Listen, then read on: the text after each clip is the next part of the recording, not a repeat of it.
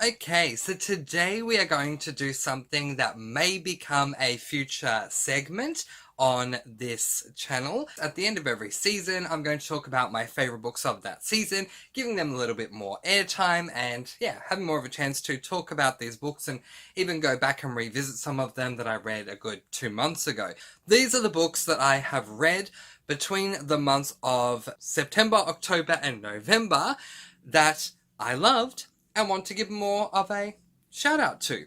The way that I'm going to order this is not necessarily in order of which books I liked better, but in order of when I read them, going all the way back to the earliest book that I read in spring through to the most recent book that I read in spring. So, the very first book that I read in spring that I loved was a book that I don't have on me, but one day I'm going to find a copy of. Cenote by Sean Horton. So I listened to this as an audiobook because, as I've said, I have not been able to acquire a copy even since reading this book. I've been trying to find one, haven't found it yet. If you know of a way that I can acquire a copy of the physical version of this book, please let me know in the comments below because I would proudly display this book. So, this is an adult horror novella. So, it's a novella in that it is a short book. It's less than 200 pages long. And what I loved about this book is that it is a horror that delivered. I have had a tough go with horrors this year. So, back in March, I wanted to, expand my horizons with the genres that I read to expose myself to different types of books. And I started reading a couple of horrors then and had also continued to read some horrors between March and now. And those books disappointed me. They let me down because they weren't what the genre said. They weren't horrific. They didn't disgust me. They didn't freak me out. And they certainly did not convince me that I was going to have a nightmare. This book did, okay? So, the little that I can tell you about this book to keep it spoiler-free because it is so short is that this book revolves around a man and a woman. A woman has gone away on vacation to an area, a country that I've forgotten where it was, but anyway, and she ends up dating this guy, and this is her last day on this holiday. So they're taking a walk somewhere, and then they fall into a cenote, which is kind of like a cave that's partially filled with water, I guess. And cenotes are pretty much impossible to escape from. Will these two get out? Who knows? But one thing I can tell you is they're not alone. The second book that I want to discuss is a book that I read around about the middle of September, and this is another book that I read on audio only, but that's because it is an audio only book. This book is not available in physical copy, at least not yet, so the only way to consume it is via audiobook, and that book is The Originals by Brandon Sanderson and Mary Robinette Cowell. So it is no secret on this channel that I have gone from someone who didn't even know Brandon Sanderson existed to, oh my gosh, Brandon Sanderson is my most favorite author of all time, and I've read more books from him than I have anyone else. So when Brandon Sanderson attaches his name to a book, I know I'm at least going to get a 3-star read. And this book was no exception. So the premise of this book, again, this is a short book, it's a novella, so I can't say too much, but the premise of this book is that it revolves around a world where copies of people, artificial intelligent copies of people can be made for different reasons, and we follow the perspective of an artificial intelligence copy of a human who is on the run, and that the officials have been trying to track her down and they can't. And so who better than a copy, an exact copy of her, a replica, if you will. And this book did not disappoint. The world building was really fascinating. Being inside the mind of this artificial intelligent being was fascinating, and I just enjoyed myself all the way through. I highly recommend this book. Whether you are an audio book consumer or not, this book is only available on audiobook. It is a short read. I highly recommend it. It was a lot of fun for me. My next favourite from spring is Home by Julie Andrews. This is an adult memoir. So growing up, I absolutely came to adore, love, and then eventually view Julie Andrews as a mentor. I found out that Julie did her own memoir. She also narrated this memoir on audiobook, so I read this book along with the audio narration because, Julie Andrews is just, beautiful. My only con with the book was that because Julie Andrews has such a beautiful lyrical voice, it felt like a lullaby, and I found myself softly drifting off listening to it on a one-time speed, so I had to speed it up to stay awake. But that's no comment on the book, that's just a comment on how soothing her voice is.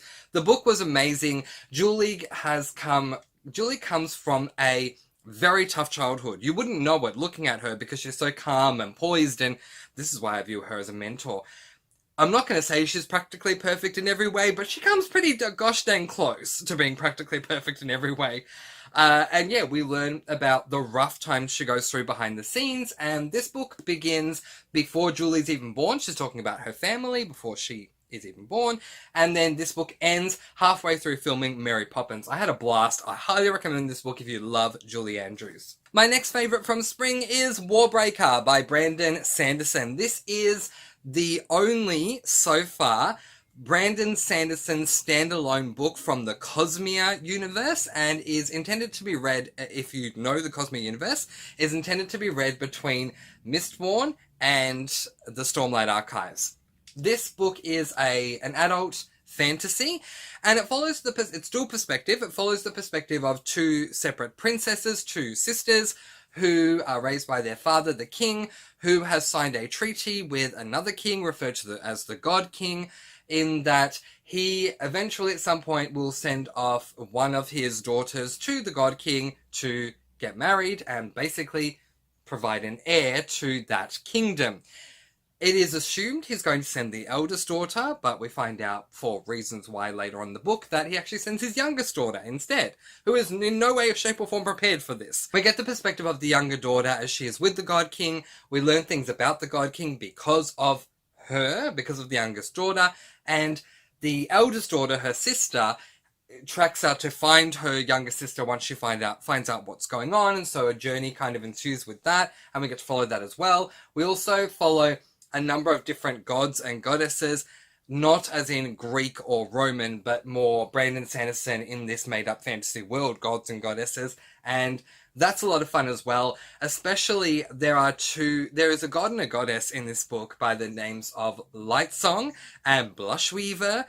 Oh my gosh, the back and forth banter between them is amazing. I've commented on this recently. The way that Brandon Sanderson writes his language, the way that his characters speak in his books, it's so intelligent that when it comes to dry, witty sarcasm, that's literally what it is. It is witty, intelligent sarcasm that has me on the edge of my seat barreling over with laughter. So I appreciated the comedy as well as the magic system, which revolves around breaths and colour. I love the story. This was amazing. I highly, highly, highly recommend Warbreaker. The next favourite of mine from spring is Vampire Kisses by Ellen Schreiber. Again, this is a novella, so there's not a lot that I can say about it, but it is a YA paranormal book, and the small premise that I can give you is that we follow a girl by the name of Raven, who is a high school student. One day, while she is in class, her teacher asks her and her fellow students what they want to be when they grow up, and everyone else gives your stock standard answers. Doctor, lawyer, the list goes on and on. And when the teacher gets to Raven, Raven shocks her teacher and the rest of her classmates by saying she wants to be a vampire with a ton of conviction. We also find out through internal monologue that she wants to experience the very coveted vampire kiss, being bitten by a vampire, hence why it's called that title. The very next day, a gothic in appearance family arrive at the Gothic Mansion. It's literally called the Gothic Mansion in the book, next door. This is very much a Gothic YA paranormal. It is dark for the sake of being dark, but it's dark in a YA way, so note that going in. It's not an adult book. And Raven has her suspicions about the family being vampires, and we spend the rest of this book with her trying to investigate whether or not they are.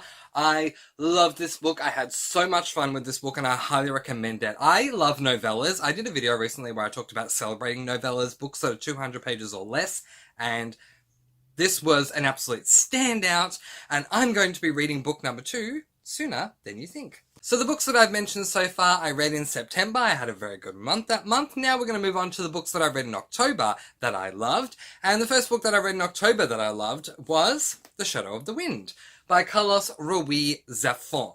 This guy, this author, I have so much love for him, and unfortunately I have to then say, may he rest in peace. Because unfortunately, I came to find out after I'd read this book and fallen in love with it that Carlos Ruiz Zafón passed away in June.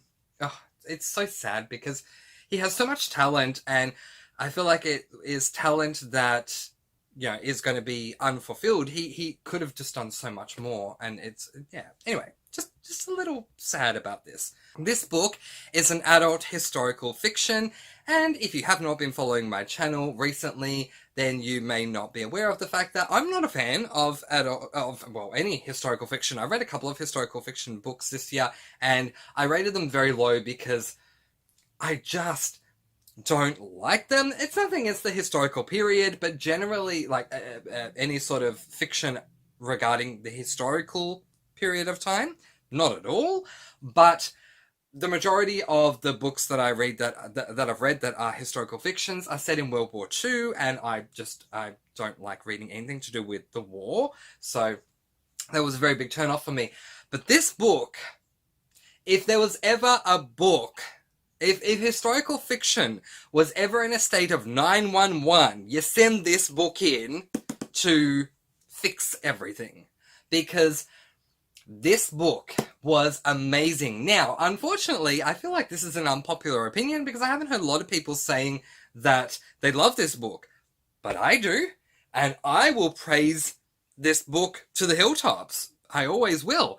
Because Carlos Ruiz Zafón, because of his writing style in particular, this book's plot was a good plot, and I did enjoy the characters, but I came out of this book admiring the writing style, which again is something I don't do. So the basic premise of this book is that we are following David, who at the beginning of the book is taken by his father to a bookstore called the Cemetery of Forgotten Books, which is like a nice little safe haven where books go to remain safe, because a lot of books are being burnt at the time. Again, this book is set during World War II, so a lot of books are being burnt, and David ends up picking up a copy of The Shadow of the Wind, the final copy of The Shadow of the Wind. He reads it, loves it so much that he's enticed to do research on the author, and this sets him on a metaphorical journey to find out more about the author, and we learn a lot of things with a ton of twists and turns and unexpected surprises around the corner throughout the book.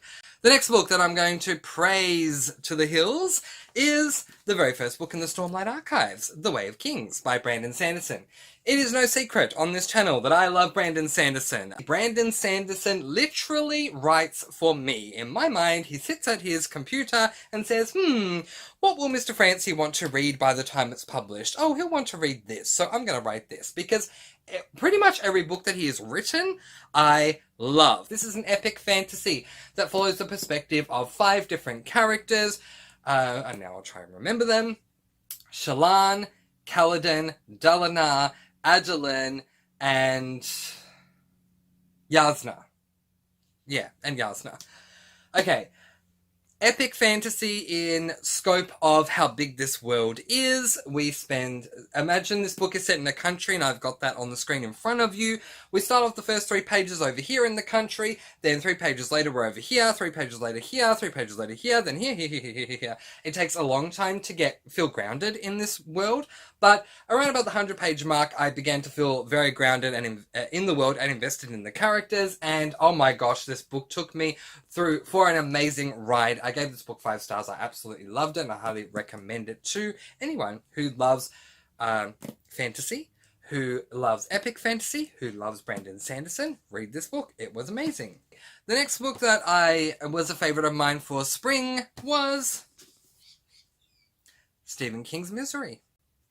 So this is an adult horror. So a little while ago, Stephen King wrote this book, and I loved this book. I think I gave it 4 stars, but a lot of people, the majority of people out there, I don't get why, don't hate me, because I loved it, but the majority of people out there did not like this book, and they weren't shy about telling Stephen King that they did not like this book.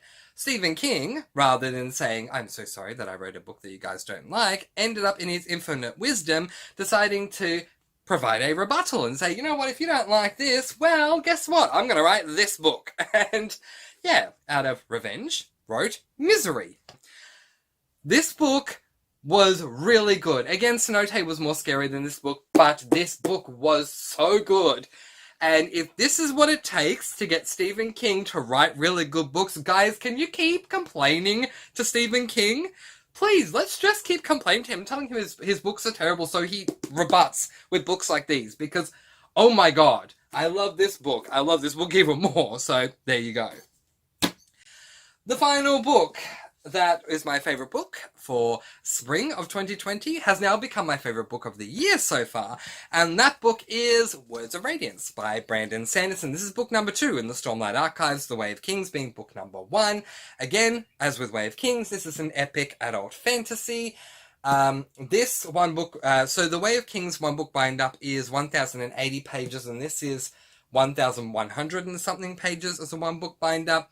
And again, we're following those same characters that I was referring to before, but what this book has in comparison to any other book that I've read so far this year, as I said, it's my favourite book of the year so far, is it has everything. Everything I would ever want in a book. It has action-packed scenes. It has dramatic scenes. It has plot twists, plot turns. It has comedy, the language that Brandon Sanderson has his characters using. Again, it's dry, sarcastic, witty humour that has me doubled over with laughter. Everything about this book was as gold as the book is itself. It was just golden. I love this book, and it is going to take a lot to beat this book for the end of the year. But those are my favourites for spring of 2020. Are any of these your favourites, or any of these books you don't like? Let me know in the comment section below. But in the meantime, I post videos every Tuesday, Thursday, Saturday and Sunday, and I'll see you again soon. Mwah! Like, subscribe, hit the bell for all those notifications, and happy reading!